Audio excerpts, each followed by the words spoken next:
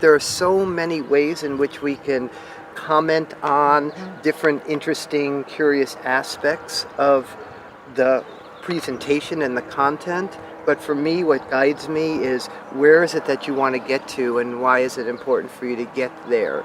And so the interview then seems to, for me, to keep coming back to that central question. Lost. I think that we almost start with an assumption that if we are stuck, if we have values in conflict, if we're at a little bit of distance to something in our work, it's because of a transgression that, we're off. It's not anything that the person who's consulting us has done. It's that we are not, our compass or our sights we need to be reset.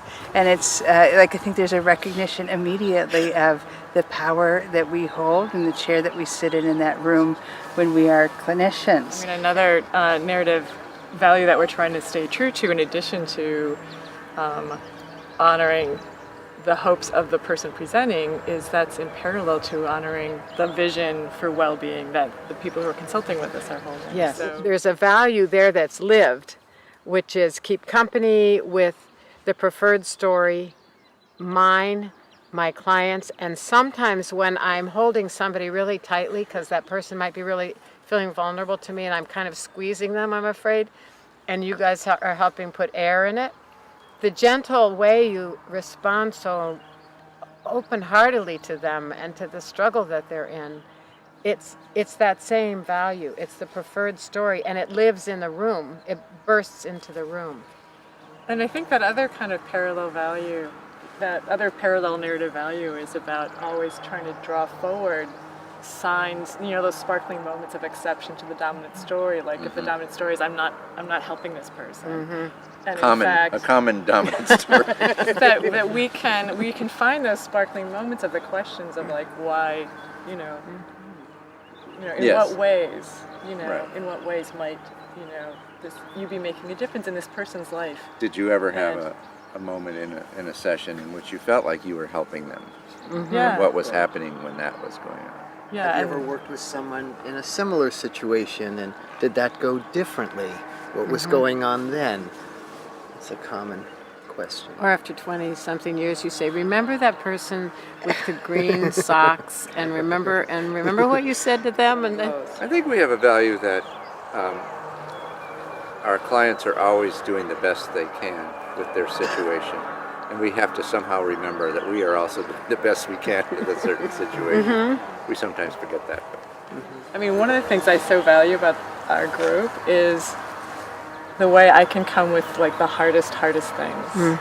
Like when I came this past fall, when I had someone who I'd been working with for 2 years who took their life, and that was, I just felt just your care holding me with that, and looking at the work and that person in their life, and feeling like I could come here and just be like, I want to look at what I did, and I feel like I'm in so much pain, and to just feel your support in holding me in that, most excruciating.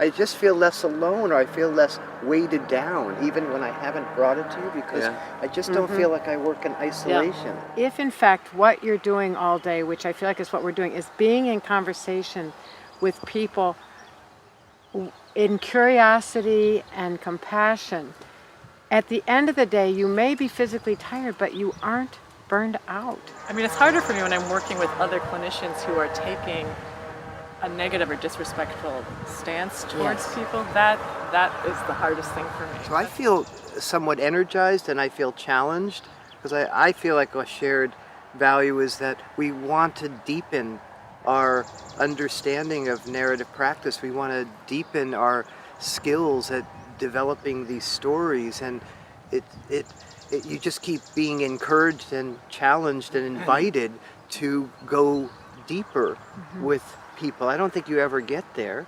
I always feel like I'm much further than I was, and I have much further to go. But I look forward after a consultation to get back into that relationship and to practice some of the ideas that are there. I find that energizing.